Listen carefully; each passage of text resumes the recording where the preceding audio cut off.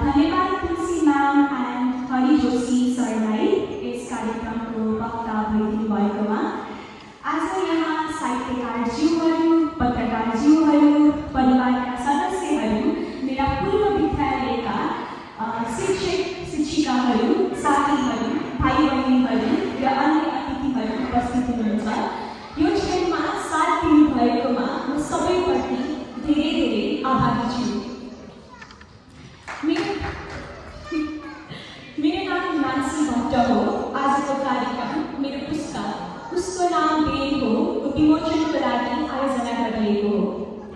म सुरुमा यो पुस्तक लेख्ने प्रेरणा कताबाट आयो भन्ने कुरा हजुरहरू सबैसँग साझा गर्न चाहन्छु।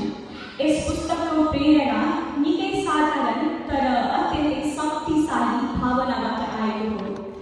अभिभावकको अपार माया, यस्तो माया जसले जोगाउन सक्छ, चोट पुर्याउन सक्छ, बलिदान दिन सक्छ, तर सबै कुरा सधैँ पनि बाँचेको हुन्छ।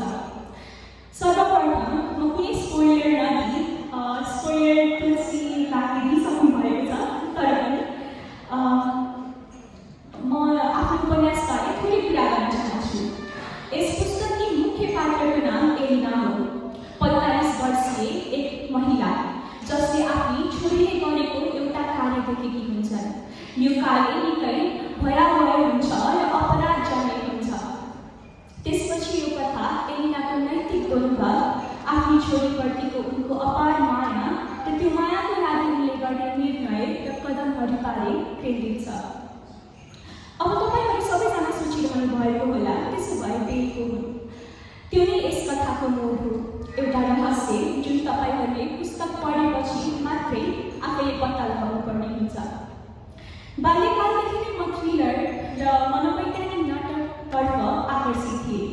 टेलिभिजनमा यस्ता कथाहरू हेर्दै हुर्किएँ र मानव मस्तिष्क कसरी काम गर्छ, भावनाहरू कसरी मोडिन सक्छन् र माया कसरी सही र गलतको सीमालाई धमिलो बनाउन सक्छ भन्ने कुराले मलाई पहिलो रूपमा आकर्षित गर्थ्यो। एक दिन मैले सोचेँ, यदि मैले पनि यस्तै केही लेख्ने प्रयास गरेँ भने, र त्यही क्षणदेखि यो पुस्तकको सुरुवात भयो। मैले 8 वर्षको उमेरदेखि लेख्न थालेकी हुँ। म निकै अन्तर्मुखी बच्चा थिएँ। यसको अर्थ इन्ट्रोभर्ट। नचिनेको अनुहार देख्न साथै रोइहाल्ने खालकी। मेरो आत्मविश्वास कम थियो र प्रायः डराइरहन्थेँ।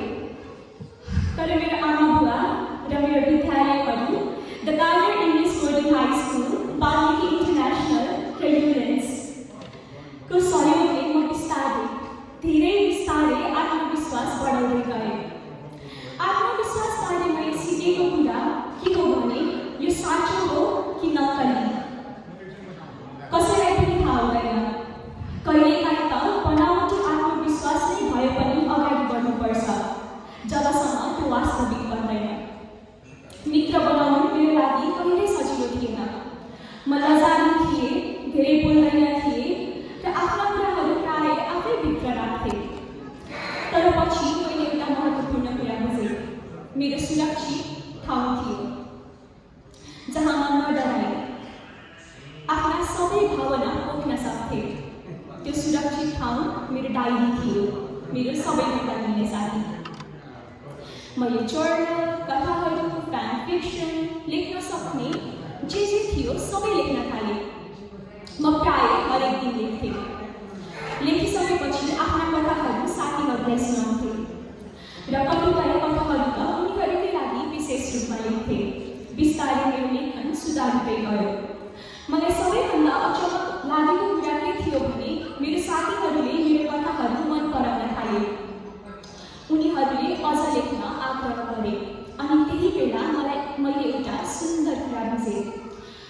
मेरो लेखन केवल मेरो सुरक्षित ठाउँ मात्रै हुनु पर्दैन, यो अरूको लागि पनि सुरक्षित ठाउँ हुन सक्छ। मेरो लागि लेखन केवल एउटा रुचि वा सिप मात्रै थिएन, यो मेरो पलायन थियो। यो त्यस्तो कुरा थियो जसलाई म सबैभन्दा बढी रुचाउँथेँ र यसले मलाई त्यति बेला आवाज दियो जब म सबै ठाउँमा बोल्न सक्ने साहस राख्दिनथेँ।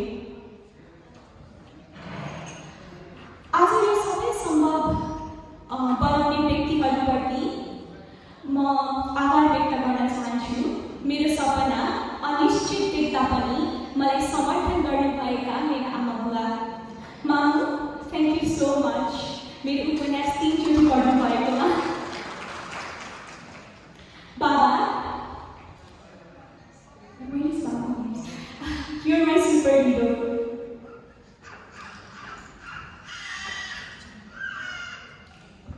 प्रीति सकारात्मक समाजमा पनि मलाई सधैँ बराबरी र आत्मविश्वास दिनुभएकोमा धेरै धेरै धन्यवाद।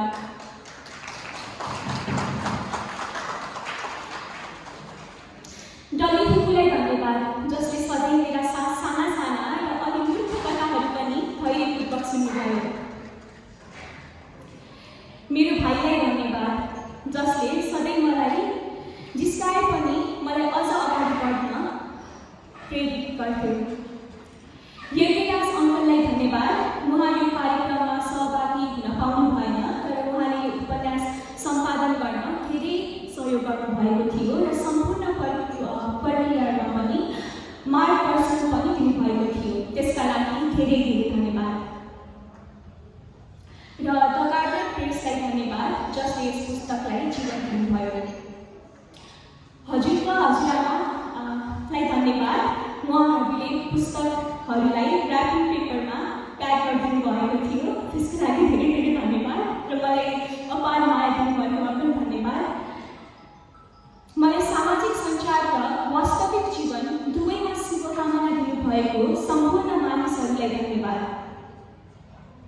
प्राञ्जल, रुहिल, युवी, ग्रिस, डेनियल, रिजन, अभिस भाइ सबैलाई धेरै धेरै धन्यवाद स्टलमा बसेकोमा र डेकोरेसनमा सहयोग गरेकोमा।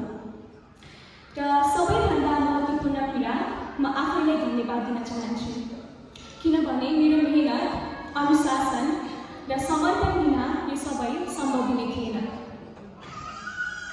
अन्त्यमा म यति भन्न चाहन्छु, आज म धेरै खुसी छु, धेरै धेरै खुसी। मेरो ठुलो सपना पुरा भएको छ। हजुरहरूलाई मेरो पहिलो प्रयास हो, गल्तीहरू धेरै गएको हुनसक्छ, त्यही भएर पुस्तक पढिसकेपछि हजुरहरू सबैजना मलाई सुझाव दिनुहुन्छ भन्ने आशा गर्दछु।